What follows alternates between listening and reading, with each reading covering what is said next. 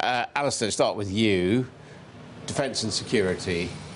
Does anything hang on what Parliament decides today, or indeed what Britain does about its relationship with the European Union? It does, but I think some people have exaggerated how much.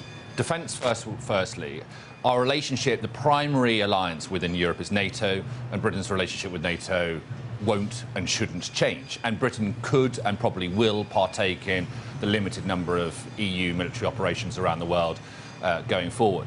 When it comes to security, there are some things that need to be ironed out. The issue of data sharing, for example, Britain's membership or role within the Schengen information system so that they can share passport data, the European arrest warrant. Those are sort of things that need to be sorted in some sort of security agreement, like Theresa May called for at the Munich Security Conference last year.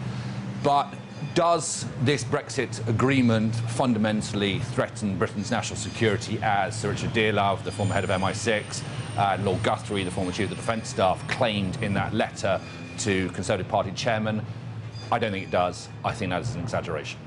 Now, Ed, what can we say about Britain's 40-plus year membership of the European Union and previous organisations?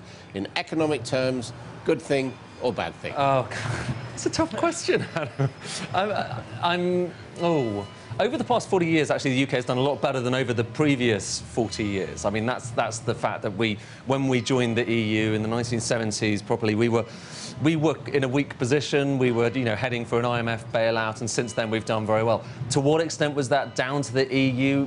That's something that economists are still debating, and I think actually, broadly speaking, it is good to be part of a big single market, and that, you want as little in the way of friction when you're trading with any country, or indeed group of countries. So that clearly most economists think is a good thing. But saying that the past 40 years of productivity growth is purely down to the EU, I think that's going way too far. And that is not something we're going to get a definitive answer on, though, I'm afraid. Beth, of course, it's about so much more than the economy, isn't it?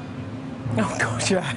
Isn't it just? I mean, it's about our destiny, if you like, and how parliamentarians think that destiny should be shaped. Should it be a close relationship with the EU? Will they try and revoke Article 50? Will they try and have a second referendum? Will they back May's deal?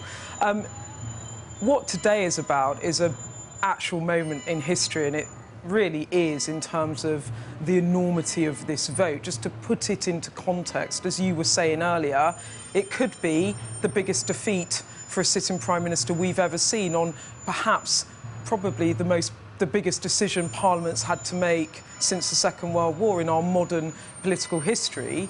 And it could also be the biggest rebellion we've seen for many decades of a sitting Prime Minister for her own MPs. So I'm looking at the numbers on both of that. Now, in normal times, what would happen is that Prime Minister would probably come out of Downing Street and say, I've lost the support of my party, I've lost the support of my parliament, my government can't govern, and I resign. But that's not going to happen today, because these are extraordinary times.